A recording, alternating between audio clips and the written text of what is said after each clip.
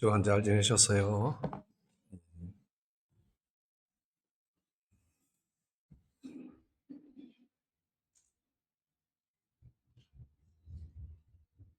오늘 우리 예수님이 하신 이야기 너무 잘 알려지고 잘 아는 이야기, 선한 사마리아인 이야기입니다. 그런데 얼마나 잘 알려졌던지 예수 안 믿고 기독교인 아닌 사람도 이 이야기를 종종 인용을 해서 뭐 나름대로 사용도 하죠. 한 사람이 예루살렘에서 여리고로 내려갑니다.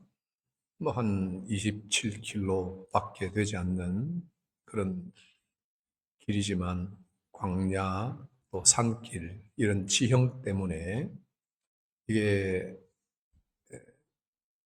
그 당시에 1세기에 여행하는 사람들에게는 약 한 10시간 정도 잡아야 갈 수 있는 그런 거리라고 합니다.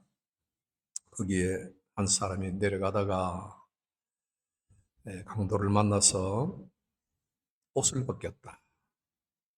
뭐 요즘 강도가 뭐 옷을 벗깁니까? 1세기의 옷은 그 사람의 생존에 필요한, 특별히 여행자들에게는 생존에 필요한 그런 소중한 물품이라 에, 옷을 뺏기고 또 때려서 거반 죽게 되었다. 반은 살았지 않느냐? half dead니까 반은 살았다.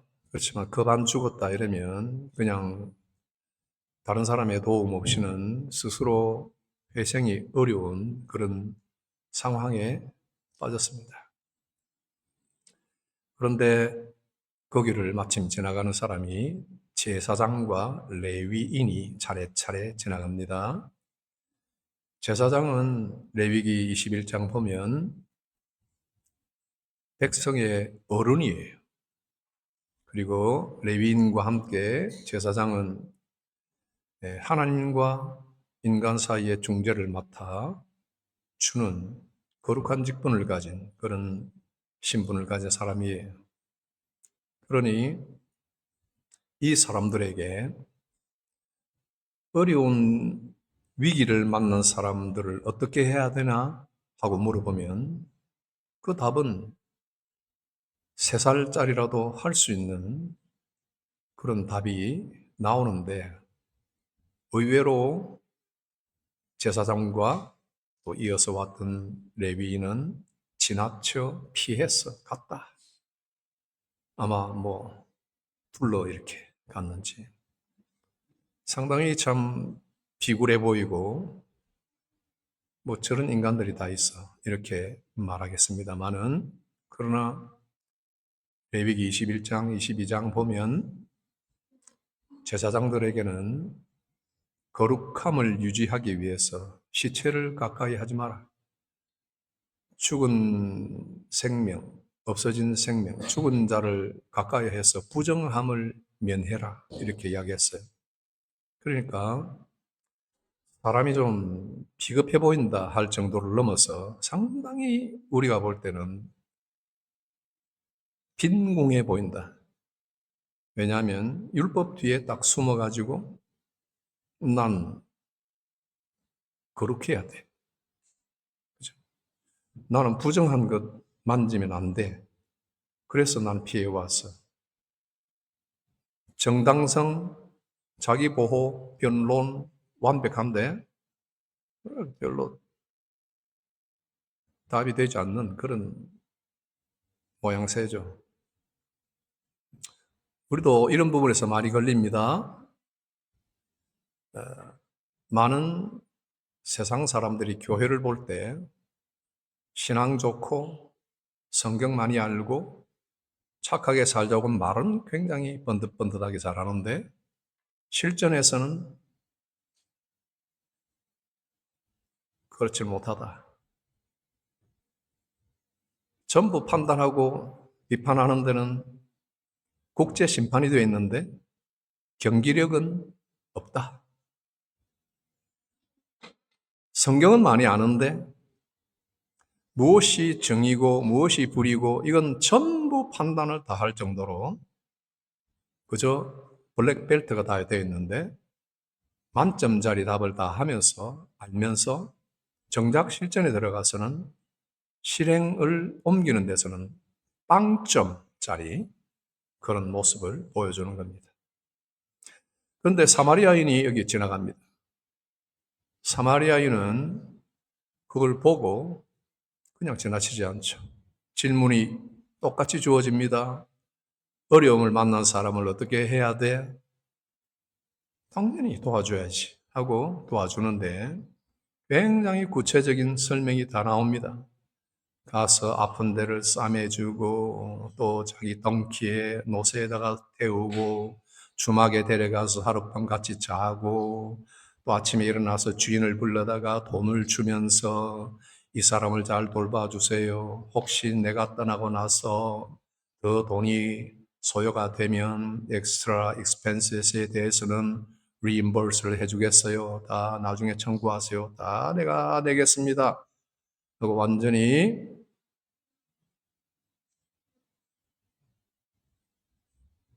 앰뷸런스를 불러가지고 병원에 보낸 정도가 아니고 같이 가서 그 사람을 전인적으로 끝까지 책임을 져주는 이런 일을 다 했습니다. 전인적으로, 전체적으로 그 사람을 전적으로 책임을 져줬다. 그렇죠? 아주 판단이 차이가 납니다. 사마리아인이라고 그러면 레위인과 제사장과는 좀 다르죠. 사마리아인이 뭔가 사마리아에 사는 사람이에요. 그런데 사마리아인이라는 이 대명사는 주전 722년에 아수르에서 북왕국 이스라엘이 점령을 당해서 망했습니다. 망하니까 쓸만한 사람 전부 포로로 다 잡아갔죠. 예쁜 사람도 잡아갔을 것이고 힘센 사람, 지혜로운 사람 다 잡아갔겠죠. 그리고 남아있는 사람들이 좀 있었어요. 그리고 우리가 점령했으니까 아수리인들이 거기 이방인들이 쭉 유입이 됐죠. 점령한 땅에. 그러니 그 안에서 통혼 일어나고 이 민족이 섞여버렸어요. 그러다 보니 이스라엘 진영 전체에서 사마리아 지역을 제외한 나머지에서는 볼 때 전 완전히 이방과 그냥 섞여가지고 혈통이 아주 부정하다. 하나님의 택한 우리 순수한 혈통 선민이 아니다 하고 아주 비난을 했죠.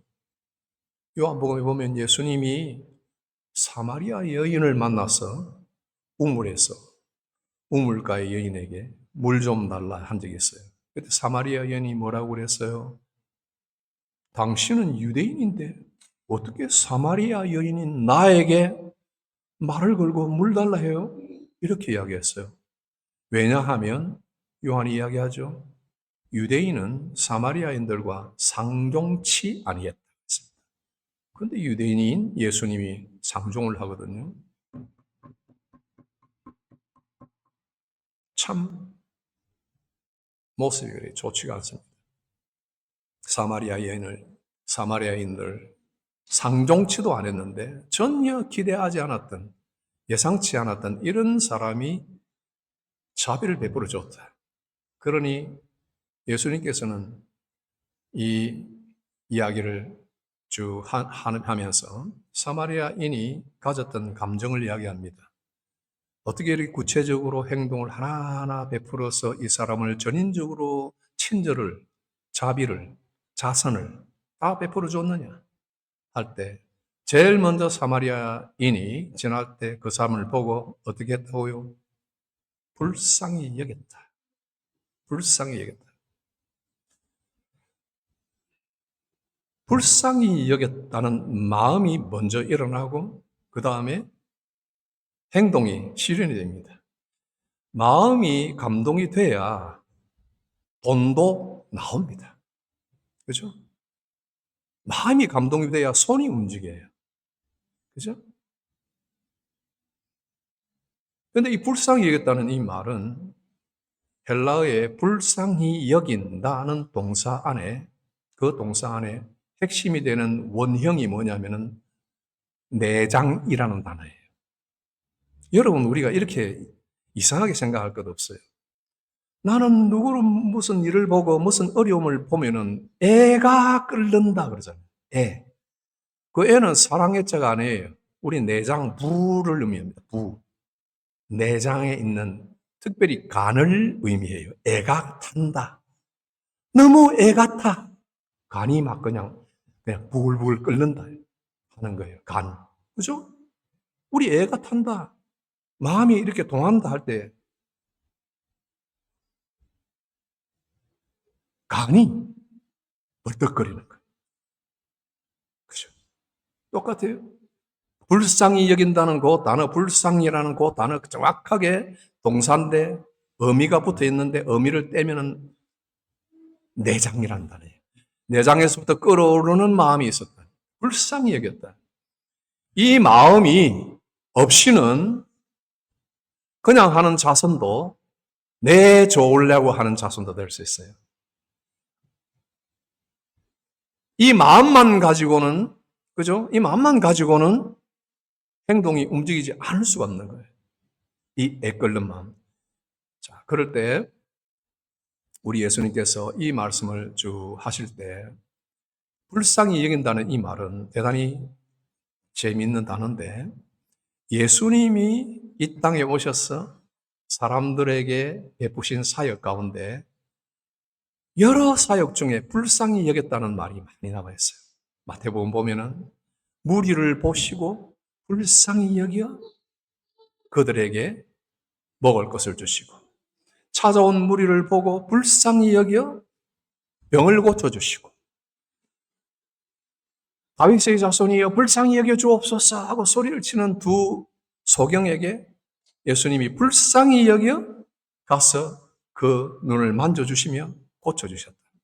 예수님은 불쌍히 여기는 이 마음을 가지고 사람들을 고쳐주시는 시해, 행위가 나오는 거예요.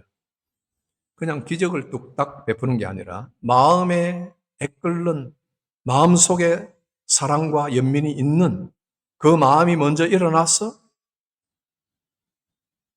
여러분 나사로가 죽었을 때 예수님께서 부활의 주님으로 죽은 나사로를 충분히 살려낼 수 있는 분인데도 그 무덤 앞에서 예수님이 우셨다. 그죠? 예루살렘에 갔을 때 많은 사람들을 보시고 십자가 지시기 전에 예루살렘의 그 사람들을 보고 마음에 통분히 여기시며 우셨다 하는 장면.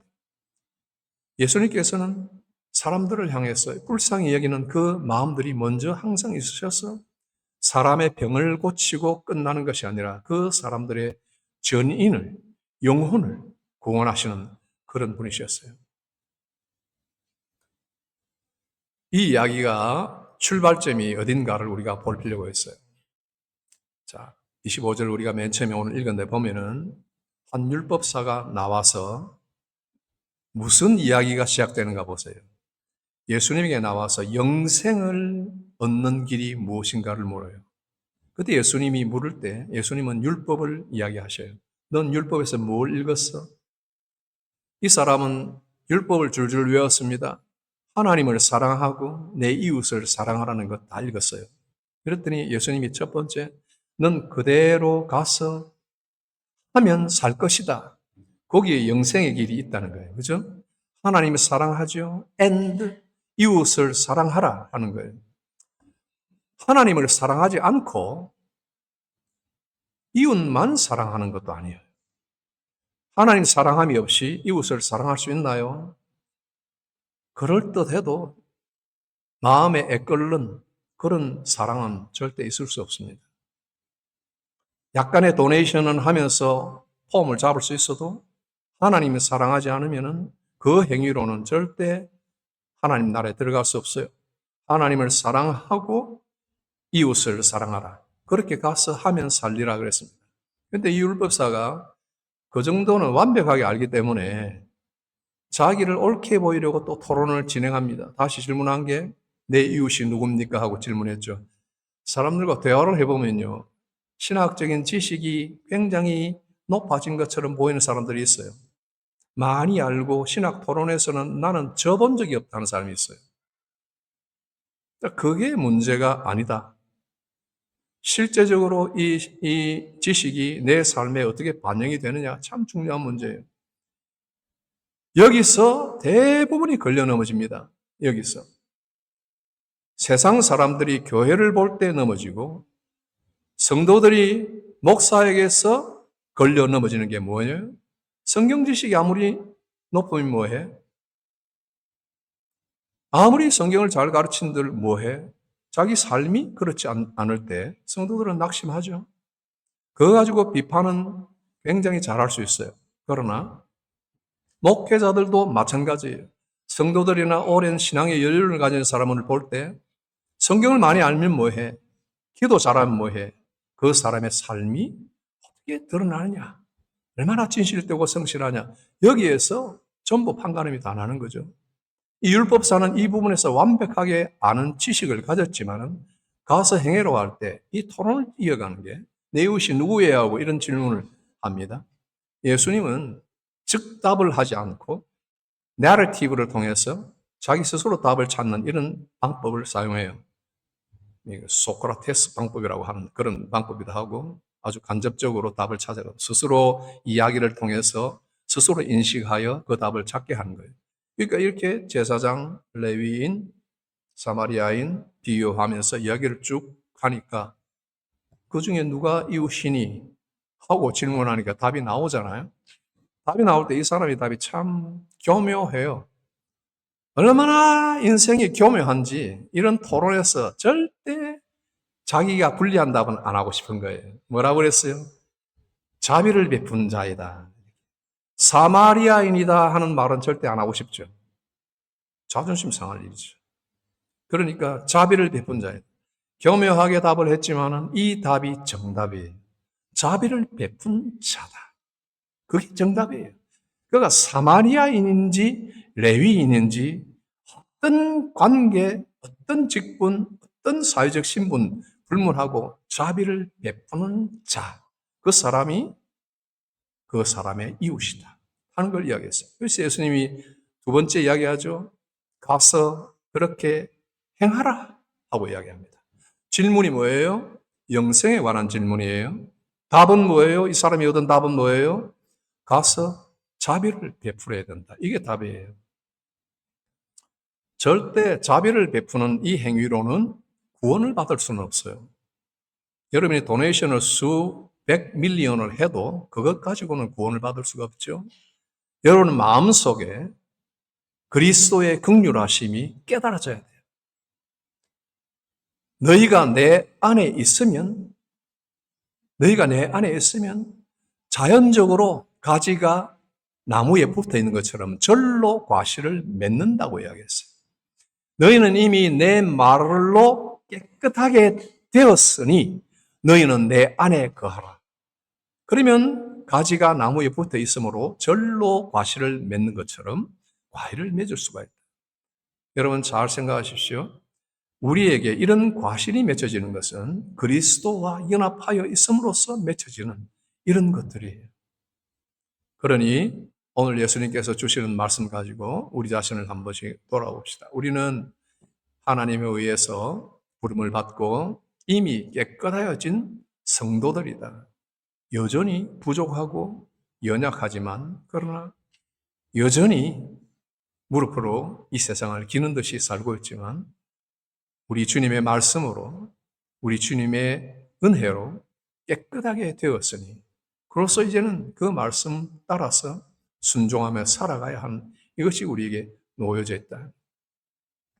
영생에 관한 질문에서 가서 이와 같이 자비를 베풀며 살아라 하는 이 구도 속에 우리는 영생 구원이 이 땅에서 이미 시작됐다 하는 것을 알 수 있습니다. 여러분, 이 땅에서 지금 사는 동안에 우리가 하루하루 삶을 어떻게 풀어나가야 되는가? 어떻게 하나님의 긍휼하심을 입은 대로 그 사랑 가운데서 어떻게 하루하루 삶을 풀어나가야 되는가? 이 구도 속에 여러분들의 영생에 계속 생명력을 얻고 나가게 되는 거예요. 어떤 사람들은 어떻게 살든지 간에 마지막 날 하나님 앞에 회개하고 이제 죽으면 천국에 들어간다, 죽으면 영생에 들어간다 하고 죽는 그날부터 영생이 시작되는 걸로 생각을 합니다. 그러나 예수님의 이 말씀을 보면 너가 이 율법을 행할 때 살게 될 것이다. 그리고 마지막에는 너도 이와 같이 가서 행하라 하는 그 말씀 속에는 너가 영생을 얻는다면 이 말씀을 삶 속에서 계속 풀어나가야 된다. 그러니 지식을 많이 가지고 성경을 많이 알고 토론에 능한 그런 부자보다 자선할 줄 알고 양보할 줄 알고 이웃에게 져줄 줄 알고 다른 사람의 이야기를 끝까지 들어주고 내 생각과 좀 다를지라도 덮어줄 수 있는 그런 관용이 있는 간뱅이가 훨씬 더 거룩에 가깝다는 것을 아셔야 돼요. 모든 이야기의 결론과 판결권을 내가 가진 것처럼 국제심판이 돼가지고 모든 경기, 모든 사람을 향한 그런 구도의 말씀이 아니라 나 자신에게 지속적으로 던져야 할 질문을 내려주시는 말씀이에요. 여러분들이 오늘 이 말씀을 따라서 구체적으로 삶의 현장에서 이 말씀을 계속 돌아보면서 내가 받은 영생, 내가 믿는 구원, 내가 가진 확신들이 하루하루의 삶 속에서 어떻게 제대로 풀려가고 있는가? 이것을 보셨으면 좋겠어요. 내 마음은 항상 굳어서 다른 사람을 판단하기 쉬운 이런 목회자가 되지 않기를. 저는 이 설교 전에 도서실에서 또 하나님께 부탁을 했습니다.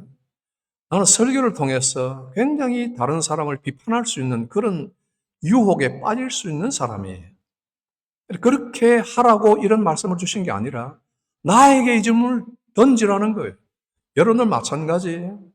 누가 어떻고 이웃이 어떻고 목회자가 어떻고 이런 구도 속에 여러분들의 신앙을 정당화시키는 것이 아니라 여러분 자신을 돌아보고 내게 그리스도의 긍휼하심에 대한 확실한 깨달음이 있는가?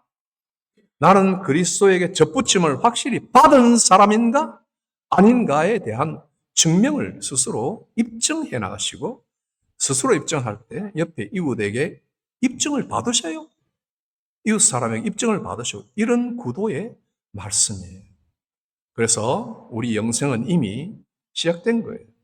우리 중에 아무도 이런 입증에서 실패하는 자가 없기를 바라요.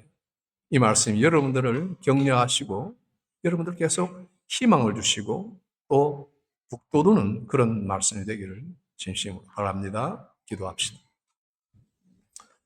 하나님 아버지, 오늘도 우리에게 어떤 환상과 어떤 기적보다 더욱더 확실한 말씀으로 우리에게 가르쳐 주심을 감사합니다. 이 자리에서 사마리아인의 비유를 예수님의 음성을 통하여 듣고 이 비유를 세상을 판단하는 도구로 삼지 말게 하시고 우리 자신에게 계속 던짐으로 내가 월요일부터 다음 주일까지 걸어가는 삶 속에 이 말씀이 어떻게 반영이 되고 풀려나가는지를 끊임없이 질문하고 확인하는 우리 성도들 다 될 수 있도록 힘을 더하여 주시옵소서. 예수님 이름으로 기도합니다. 아멘.